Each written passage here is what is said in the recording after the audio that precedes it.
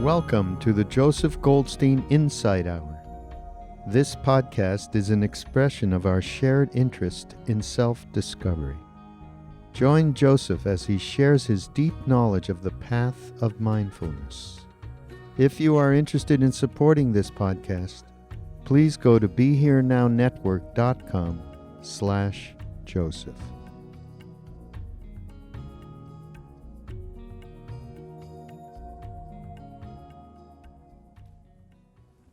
Last week, we began looking at the refrain in the Satipatthāna Sutta that comes after each of the specific meditation instructions. The refrain arises 13 different times in the sutta. And the first part of this is the teaching we talked about, which is looking at each of the four mindful abidings. That is the mindful abiding of the body, of feelings, of mind, and of dhammas.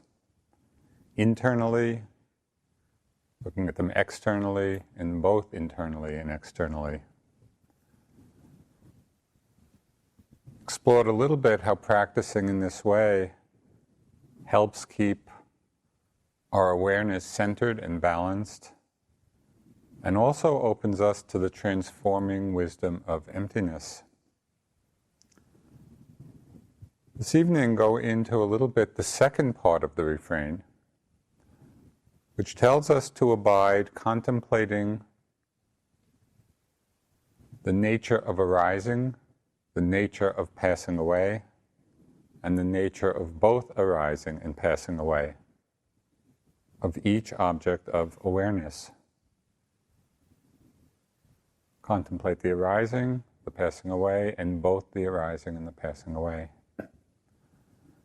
Ledi Sayadaw, who was one of the great Burmese masters of the turn of the last century, he was a great meditative master as well as a great scholar of Buddhism.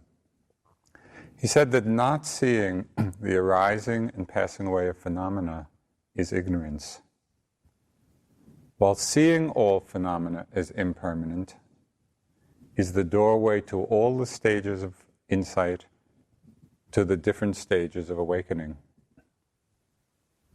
So there's something very important here. Not seeing the arising and passing away of experience is ignorance, and seeing the impermanence is the doorway to liberation. The Buddha emphasized the importance of this way of seeing in many different ways. He said, bhikkhus, when the perception of impermanence is developed and cultivated, it eliminates all sensual lust, all lust for existence. It eliminates all ignorance. It uproots the conceit, I am. Well, that's quite a collection of results, right? Eliminating all sensual lust, all lust for existence, all ignorance, uprooting the conceit, I am, all coming from the development and cultivation of seeing impermanence, seeing the arising and passing away. In another place, he said, it's better to live for a single day seeing the momentary arising and passing of phenomena than to live 100 years without seeing it. That's really a very startling statement, because what does that say about what we value and work for in our lives? What does it say about the liberating effect of seeing directly and in the moment and for ourselves this truth of change? It's better to live a single day seeing the momentariness of phenomena than 100 years with whatever else we do and not see it. A few nights ago, in talking about karma, and the effect of different kinds of actions and how all actions bring results, Buddha also talked about the power of various kinds of wholesome activities. And so he extolled the benefit, the karmic benefit of generosity, of giving. And it said that the power, the merit of the giving is enhanced by the purity both of the giver and of the one who's receiving it. So naturally, if there were an opportunity to give to a Buddha or enlightened beings, that would tremendously purify the act, bring great benefit.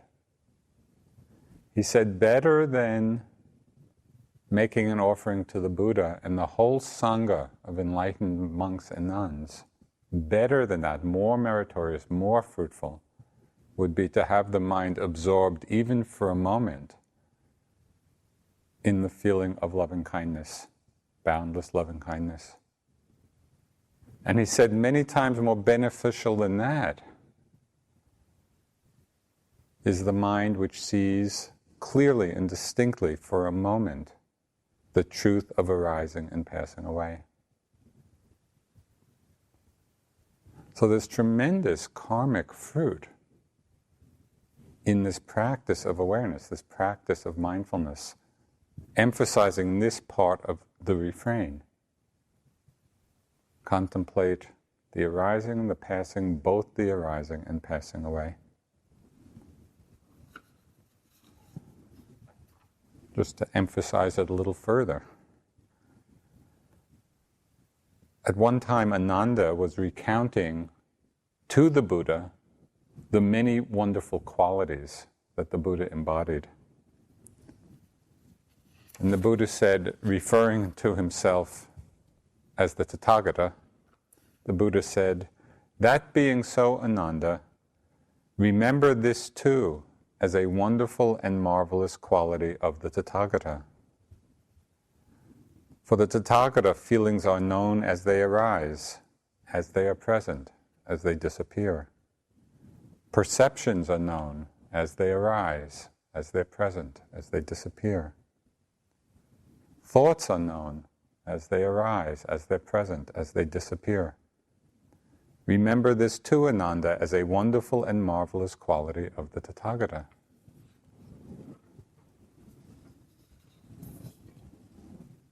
I find it particularly encouraging that we can be sharing in that wonderful and marvelous quality of the Buddha every time we also are seeing in this very clear and distinct way.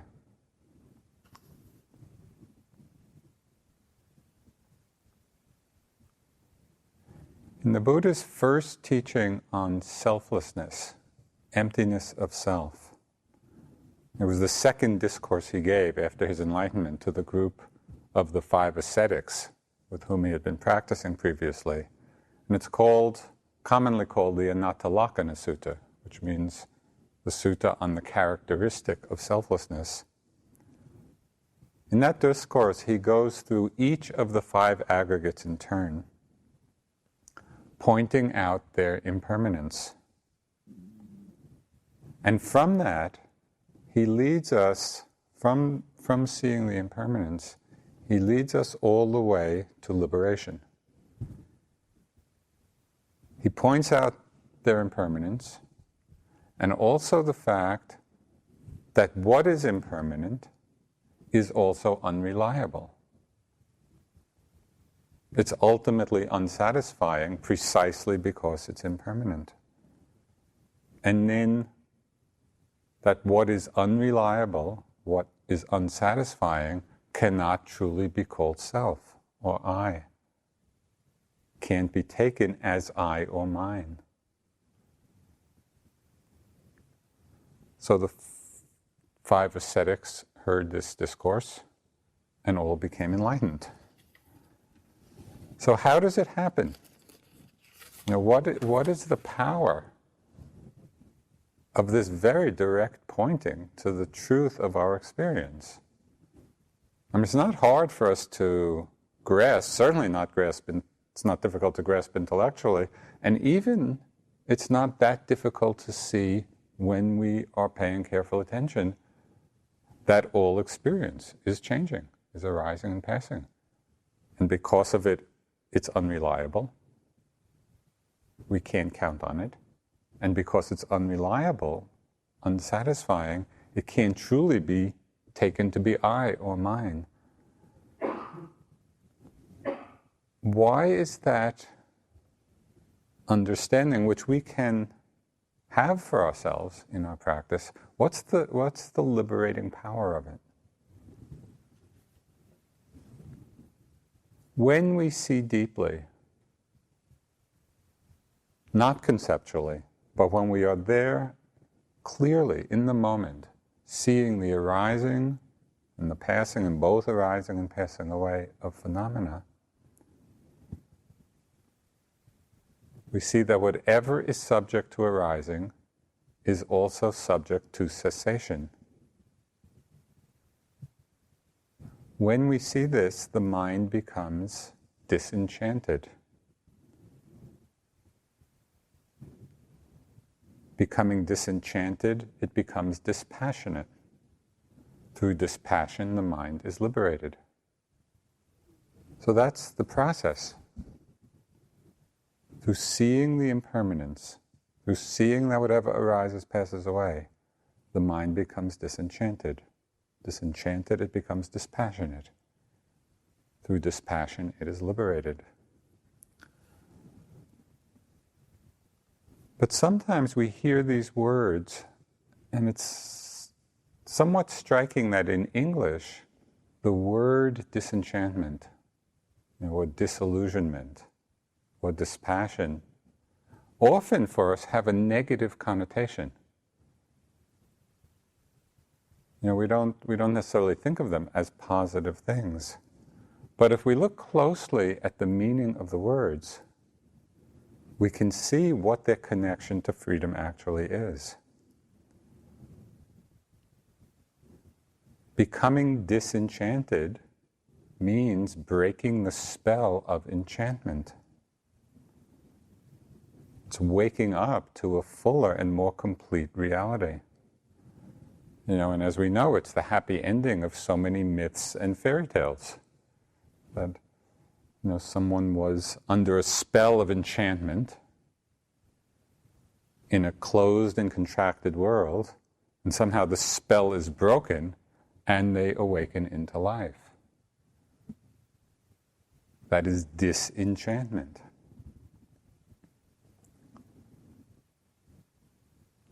Disillusioned is not the same as being disappointed or being discouraged, as we often associate with that word. Disillusioned really means a reconnection to what is true, free of illusion.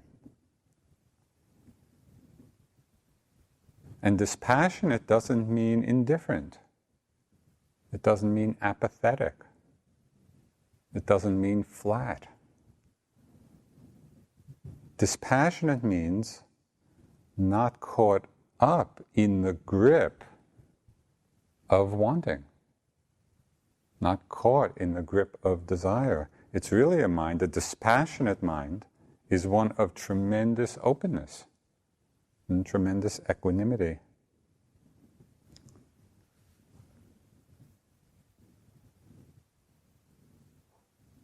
When one deeply sees that all that is subject to arising is subject to cessation, we become disenchanted. Becoming disenchanted, we become dispassionate. And through dispassion, the mind is liberated.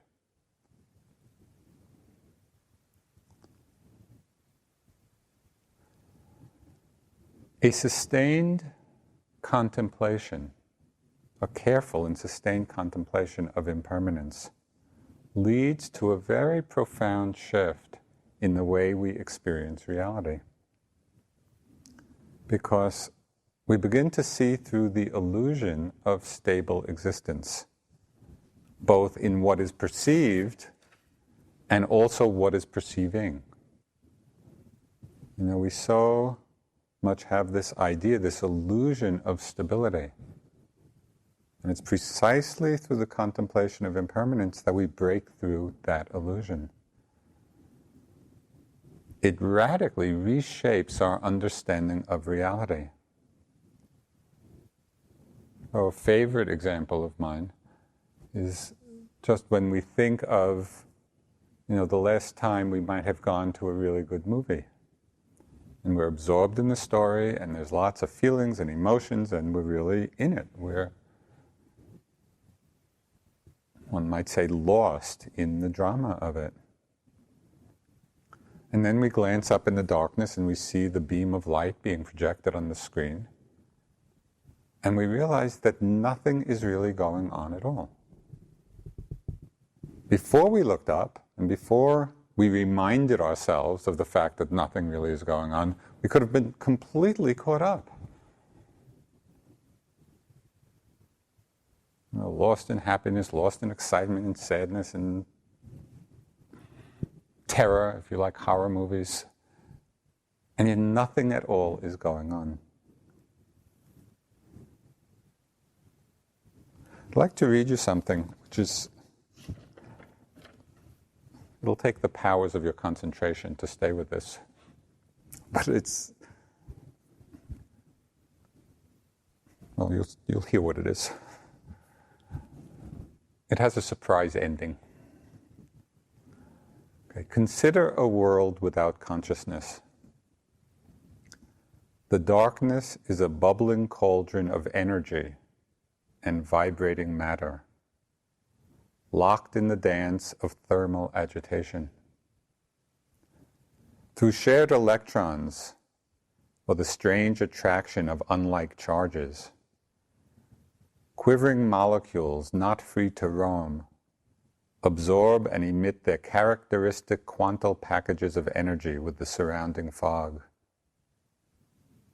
Free gas molecules, almost oblivious to gravity, but buffeted in all directions by their neighbors, form swirling turbulent flows, or march in zones of compression and expansion. A massive solar flux and cosmic radiation from events long past crisscross space with their radiant energy and silently mix with the thermal glow of living creatures, whose hungry metabolic systems pour their infrared waste into the chaotic milieu.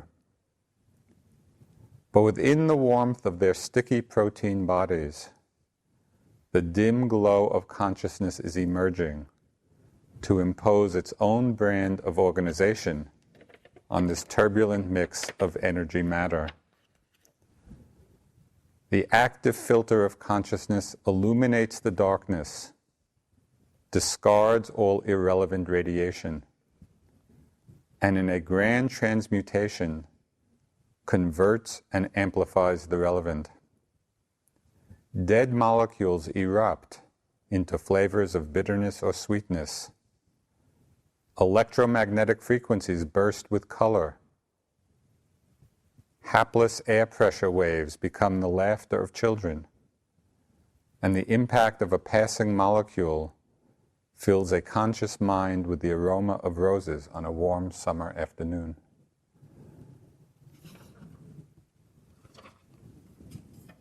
So what's the reality?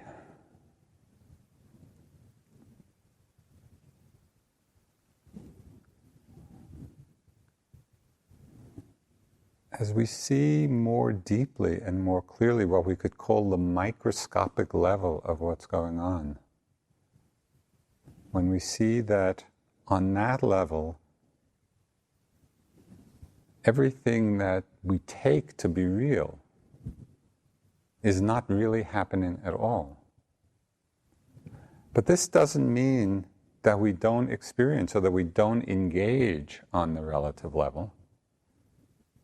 Doesn't mean that we don't engage in the movies and the dramas of our lives, or the stories we tell about our meditation experiences to ourselves. But when we see on a deeper level, when we're contemplating on a momentary level, the arising, the passing away, both the arising and the passing away, then we don't drown in reactivity and suffering. So it's a very different take on reality, on what's important.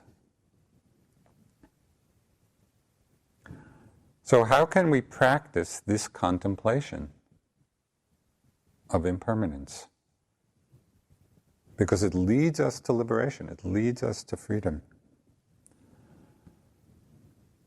We can be mindful of impermanence on so many different levels because it's a characteristic of everything. And wisdom arises when we pay attention to impermanence in ways that we already know, but very often overlook. Just take, for example, the changes in nature. They're so obvious, they're all around us. Whether it's climate changes or the changes of the weather, especially here, every 10 minutes, it's a different weather pattern. Whether we look at the changes of the evolution of species or the extinction of species. So often we are responding one way or another to what is happening, that we are not stepping back and seeing that it's all part of an inevitable process of change. Changes in society, on a collective level, on a big collective level. We could see the rise and fall of civilizations and cultures. I think very few people have that perspective about the culture or civilization in which we happen to be living. We have this sense that this is how it is and how it will always be. But of course it's not. We see the changes on a more personal level. People being born and dying. One of the poignant things about the New England woods, very often you walk through these woods in New England and you see these old stone foundations of houses. And all that's left are the foundations, the stones piled. And the trees, and weeds and stuff is growing right through the foundation. What histories took place, in those houses, of which now only a pile of rocks is left? All the loves and hates and conflicts and relationships and whole life stories took place. And now we walk through the woods and nothing left. We see the changing nature of our relationships. All the many ways our many relationships go through changes. The changes in our work. And most intimately, of course, changes in our own minds and bodies. What's so surprising about all this, what's so surprising given all this, is that we still find change surprising. That somehow, when it affects us personally, somehow we're taken by surprise.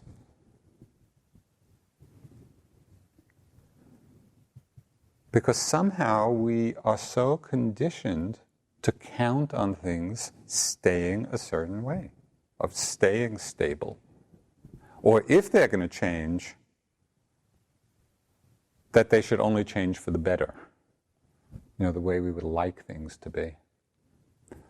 But that's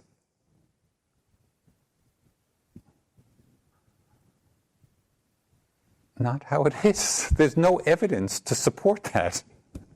And all we have to do is open up and look around and pay attention in these most obvious of ways. This is not a subtle meditative attainment. It is all around us. And even in the meditation, I don't know how many times I would be sitting and I would be in a concentrated, still, quiet space, and then for one reason or another, thought would arise to get up. And in my mind, I would think, okay, I'll get up and then I'll just come back and pick up where I left off. Rarely does it happen that way. It's always changing. So can we actually live in the awareness of this rather than just know it intellectually or conceptually?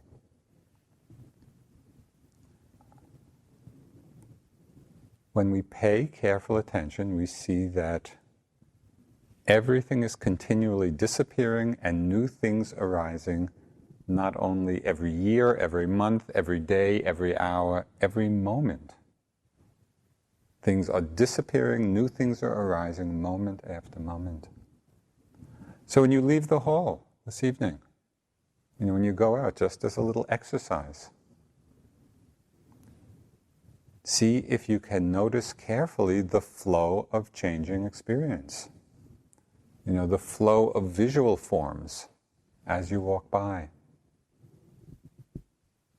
or the changing sounds that may arise and pass, or the sensations in the body, or the kind of fleeting thoughts or images or moods. Just notice the flow of change. When we do, we see for ourselves directly that not a single one of them lasts really more than a moment. But the truth of this is so ordinary and so pervasive that we've mostly stopped paying attention. It's like we're not keying in, we're not looking, we're not contemplating, as the Buddha suggested in the sutta. We are not contemplating the arising, the passing away, both the arising and passing away. And yet it is the key element of liberation.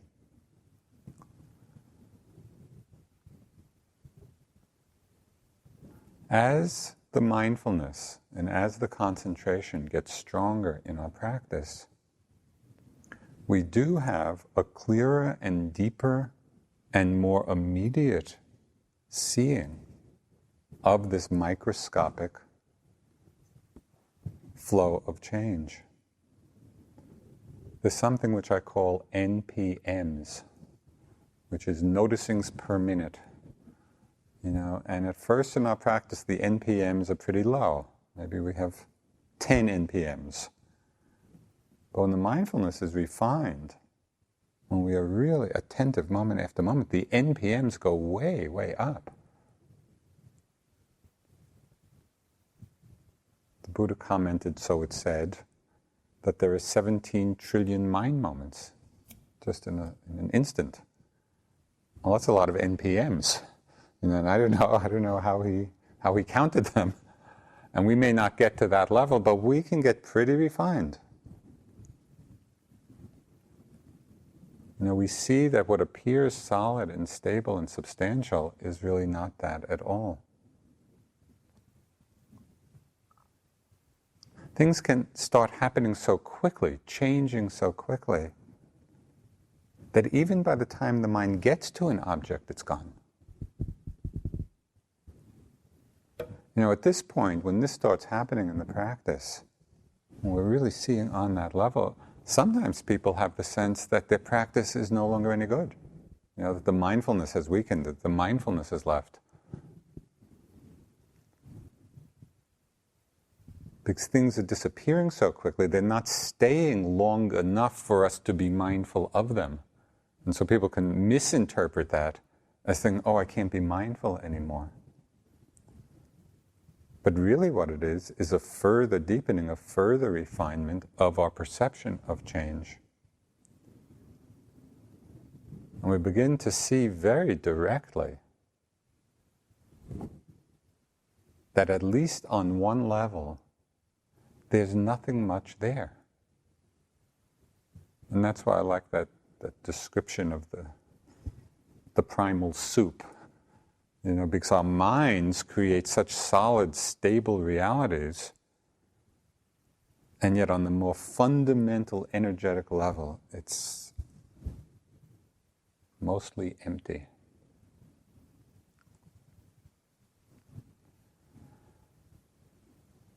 In one sutta, the Buddha makes an interesting distinction between the establishment of mindfulness, which is the simple awareness of arising objects, and what he calls the development of the establishment of mindfulness. He's talking about two different things here. It's in the development of the four mindful abidings, not merely the establishment of them, but the development of them, that the contemplation of the arising, the passing away, both the arising and passing, becomes the predominant emphasis. And so we go from the awareness of the content of what's arising to the level of the process. This is the development of Satipatthāna. We start, of course, with, okay, what it is. It's this, it's this, it's this, it's this. But at a certain point, the momentum of our noticing becomes strong enough, and it's the process of change itself which is the primary contemplation. And what it is that's arising becomes less and less important. As a meditative exercise, and something that helps to refine the attention, to hone it, it might be interesting and helpful to look at which aspect of impermanence at any one time is most predominant in your experience. So, for example, are you seeing mostly the arising of things, and then the next object arising before you see the first one having disappeared? And so the mind is keying in to arisings. Sometimes the mind is keying in just to the disappearing of objects, the dissolution of objects, and we don't really see them arise. Something disappears, and then there's something else which disappears, and then something else which disappears. So we're on that side of impermanence. And sometimes the mind is seeing both. It sees the arising, it's present, it passes away. It's not that any one of these is better or deeper than the other. Rather, in the course of our practice, in the natural unfolding, sometimes we'll see it one way, sometimes another way. And just by paying attention, by noticing how is it for me now? How am I seeing it now? It's just a way of strengthening our attentiveness, because if we're not attentive, we won't know. When we were practicing with Sayadaw U Pandita in his reporting form, what we would have to do is report on what the arising object was and what happened to it. Right? So we report, with the rising and falling, and then a sound arises, or a thought, or a sensation. So we report on what arose and then what happened. Well, that was a tremendously powerful exercise because it demanded close attention. We wouldn't know what happened to the object unless we were right there with it and really watching, seeing, being aware. So you might play with that, just as a way of strengthening the power of the mindfulness, strengthening the attentiveness.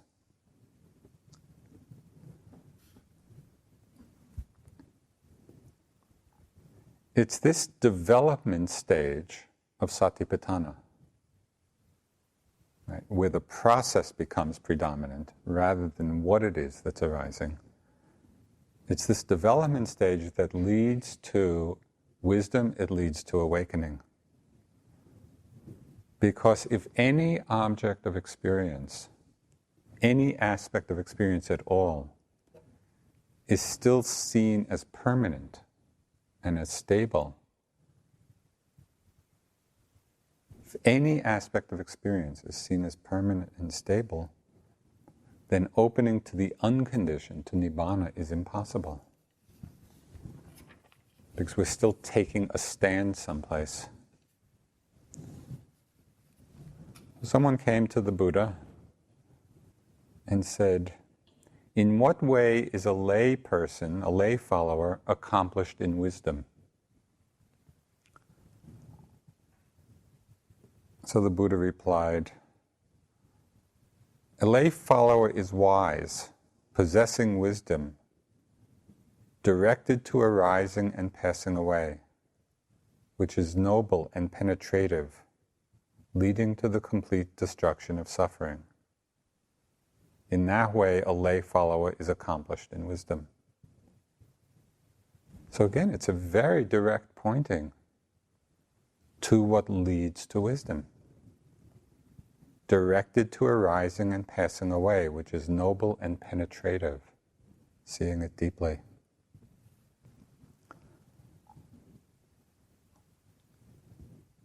So it is this deep understanding of impermanence that is a distinctive feature of what, at least in the Theravada tradition, is called stream entry, which is the first stage of awakening, the first stage of enlightenment. And that moment of stream entry, it's described in a very clear way. It's described as the arising of the Dhamma vision, dustless, stainless, that whatever has the nature to arise, all that has the nature to cease. So that's the realization on a deep and profound level. And it's said that when Sariputta, before he was enlightened, he was still a kind of wanderer before he met the Buddha.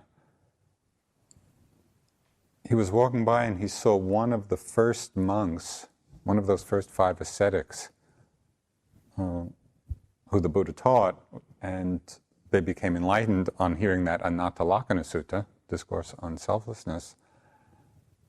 His name was Asaji. So Sariputta's walking by, he sees this monk, very calm, peaceful demeanor, and he says, please, sir, you look very radiant. Who's your teacher and what does he teach? And Asaji didn't feel really competent to give a whole long discourse, but he just said one thing. He said, that which has the nature to arise also has the nature to cease. Sariputta heard the words and became a stream enterer. And then he struggled for 2 weeks till he became an arhat.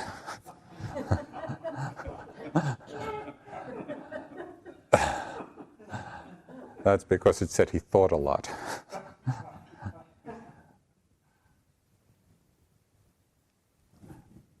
I think it would be interesting to look at our own minds in those moments when we are really contemplating, when we are seeing the changing nature of phenomena.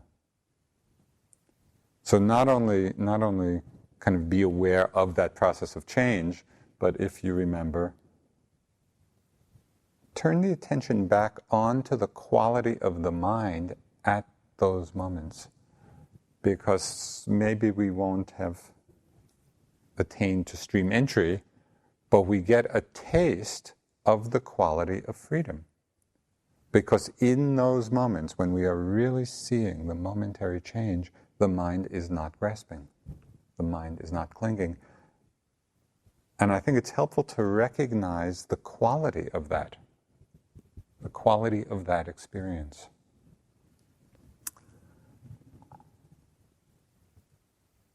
So I thought tonight, just kind of in the ending part of the talk, to speak a little bit about stream entry and what this term means, because it arises a lot in the suttas. We find it referred to a lot. And I think it can become a source of inspiration, but also of confusion. And it can be a source of aspiration, and it can also be a source of grasping. So maybe it'll be helpful just to come to some kind of understanding of what the Buddha is referring to when he uses this term. He's referring to that stage of realization where one is destined for full awakening. One has entered the stream and has closed the door to rebirth in states of suffering. And this happens because at that moment or time of stream entry, the first 3 of the 10 fetters that bind us to conditioned existence, those fetters have been uprooted. And those are the fetters of doubt, of blind belief in ceremonies and rituals, and in the view of self. These have been uprooted.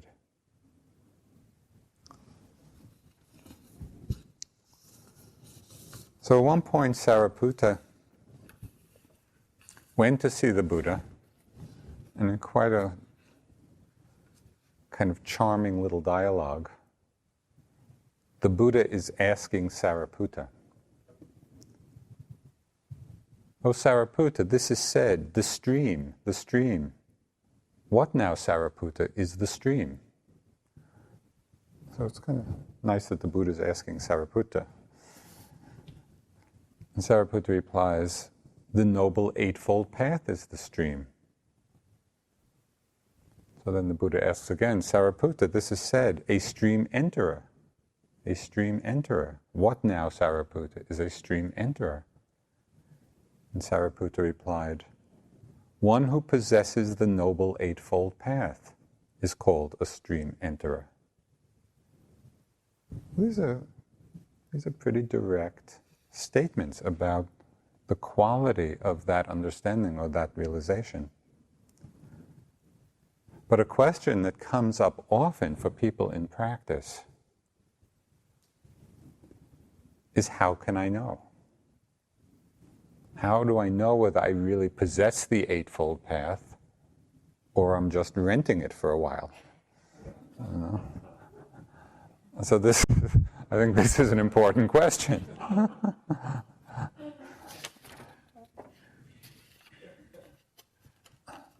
So Ananda, who was the Buddha's cousin and attendant and all-around lovable monk, he would often ask the Buddha for the lowdown on various monks and nuns and lay women and lay men. You know, when they died, he would always be going to the Buddha and asking them about, their destiny, where they were reborn, and their level of attainment. And well, how did so-and-so do? How did so-and-so do? And so the Buddha at a certain point replied to Ananda, after answering this many, many times, saying where people had been reborn and what level of awakening they had attained or not. So then he said, "It is not surprising, Ananda, that a human being should die. But if each time someone has died, you would approach and question me about the matter, that would be troublesome for the Tathagata. Therefore, Ananda, I will teach you a Dhamma exposition called the Mirror of the Dhamma, through which a noble disciple, if he wishes, could declare of himself, I am a stream enterer, fixed in destiny, with enlightenment as my destination." Okay, and what is the mirror of the Dhamma?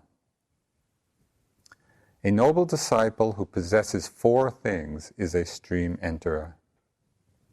Confirmed confidence in the Buddha, in the Dhamma, in the Sangha, who possesses virtues dear to the noble ones, unbroken, untorn, unblemished, freeing, praised by the wise, ungrasped, leading to concentration. So talking now about Sila.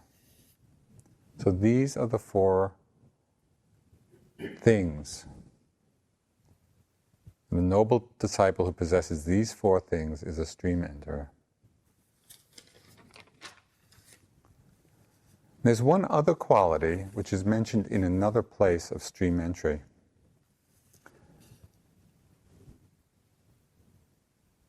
Which I think is also a helpful measure for us It's another aspect of this mirror of the Dhamma. The Buddha was talking to two lay people. They were royal chamberlains to King Pasenadi, who was one of the ancient kings in the Buddha's time. So in this, the list is slightly different. The last element in the list is slightly different. The Buddha's talking to these two lay people. A noble disciple who possesses four things is a stream enterer: confirmed confidence in the Buddha, in the Dhamma, in the Sangha.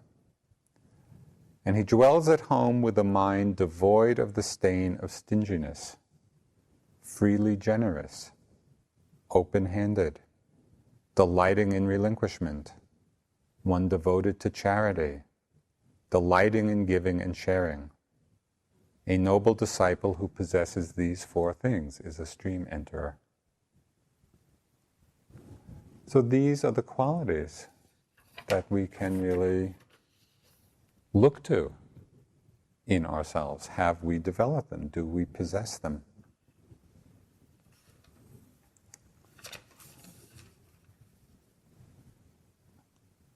Stream entry has a couple of important implications. The first is that at that point we actually have entered the stream. We have such confidence, unbroken confidence in the Buddha, in the Dharma, and the Sangha, which really means the path. We have unbroken confidence in the path to awakening, on the Noble Eightfold Path. We have entered the stream that only goes one way, goes towards awakening. So that's the first implication. The second implication is that there's still more work to do. This isn't the end of the path. We've just entered the stream.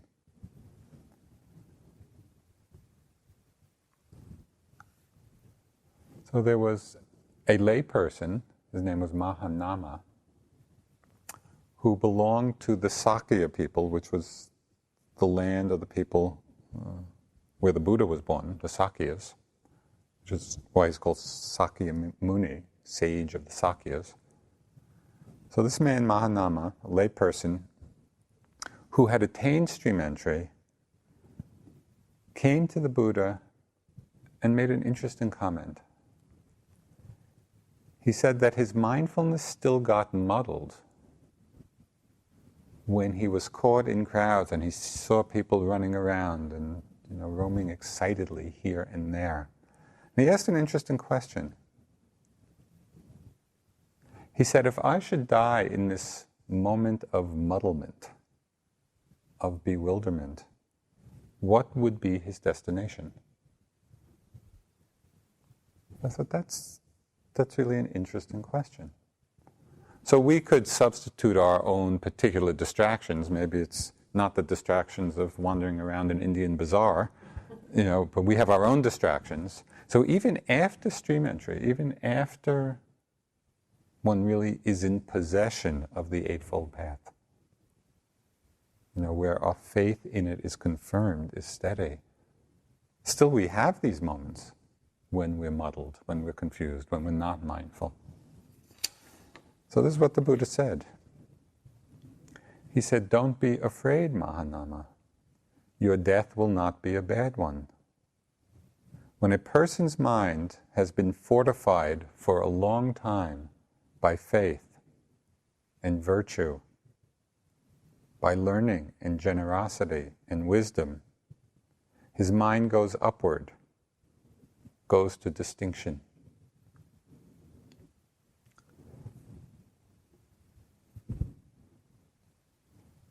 This reminded me a little bit of a question that somebody asked the Dalai Lama once about, at the time of death, especially if there's a lot of pain, is it a bad thing to take pain medication? Because it might dull the mind or cloud the mind, confuse the mind. And quite surprisingly to me, the Dalai Lama said he thought it was fine. And it was reminiscent of this answer of the Buddha, because he said,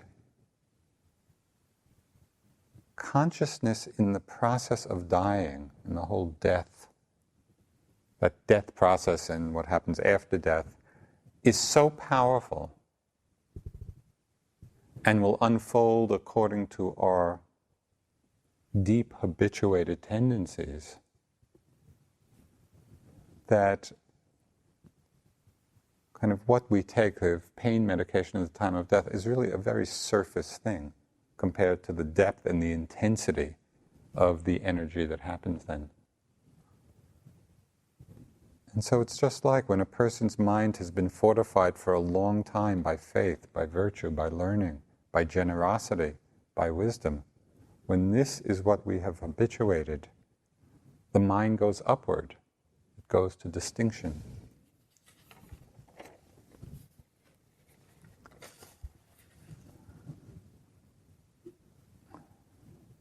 Now this realization of stream entry can happen in many ways.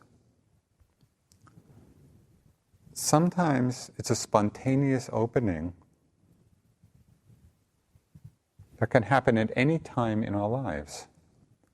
You know, we might be hearing a short teaching, like Sariputta, and the mind releases into the unborn, into that which doesn't arise and pass away. It's like just in hearing that simple teaching, all that which arises must pass away. It's possible to hear that and just relax into the unarisen. It could happen outside the context of any particular teaching. Just we're going along in our lives and certain conditions come together, and because of past parami, past work, maybe in past lives, something happens and there's just an opening to that reality. It also can happen going through the very classical stages of insight, which is a way of, through practice, deepening our perception, refining our perception of the changing nature, leading to disenchantment, leading to dispassion, leading to release. Now, people's experience of stream entry will vary tremendously. And in the Abhidhamma, they talk of 7 different kinds of stream enterers. There's like lists for everything. And this depends on the relative strength of the different spiritual faculties. Of faith or energy, mindfulness, concentration, wisdom, depending on how strong they are and which one is strong. So we'll experience it in different ways. For some people, it is a huge and radical change. It's like, a massive earthquake or a bolt of lightning that happens where there's massive shift of perspective. And for other people, it may be a moment that they hardly even know has happened. It's just like a quick little moment, and they might well not know it has happened. That's the range of this experience. So why do we talk about this, and why is it in the suttas? One reason is that it is a milepost on the path. And a benefit of the map is that it points, and this is just one of the signposts, but the map of the Buddhist teachings, of the spiritual journey leading to full awakening, it points out to us, there's this milepost, and this milepost, and this milepost. And it reminds us that many people, countless beings, have walked on what has been called in the suttas the ancient royal road to Nibbana. This is the ancient royal road to liberation. Many beings have walked on it, facing the same difficulties and the same challenges that we do. So that's the benefit of the map. The danger of the map is that people can become attached to the idea of attainment. And this can easily happen. Either before experiences, and attached to the idea in a grasping way, after certain experiences, of getting attached to the idea, to the concept, and really all that does is reinforce the sense of self, the sense of I. So that's the danger of the map that we need to be aware of. It's also helpful to know that there are many different maps. This is just one, and other traditions describe this unfolding journey in very different ways. So we use it, if we wish, in as skillful a way as possible, okay? Inspiring us to keep walking on this ancient royal road. So one way of holding it all in balance is expressed in some lines from a Tibetan teaching. It's called the 7-Point Mind Training by Atisha, who was an Indian adept, who was quite an extraordinary person. He traveled all the way to Indonesia, which at that time was a Buddhist center, to get some teachings which had been lost elsewhere. And then he went to Tibet. I think he was in his 60s when he went to Tibet. And this was in the very early years of Buddhism in Tibet. And he brought the teachings there, and he lived there till his death. And I think he was there 13 years. So he was quite an extraordinary master. So this is from one teaching of his. He said, "Consider all phenomena to be dreams. Be grateful to everyone. Don't be swayed by outer circumstances. Don't brood over the faults of others. Explore the nature of unborn awareness. At all times, simply rely on a joyful mind. Don't expect a standing ovation."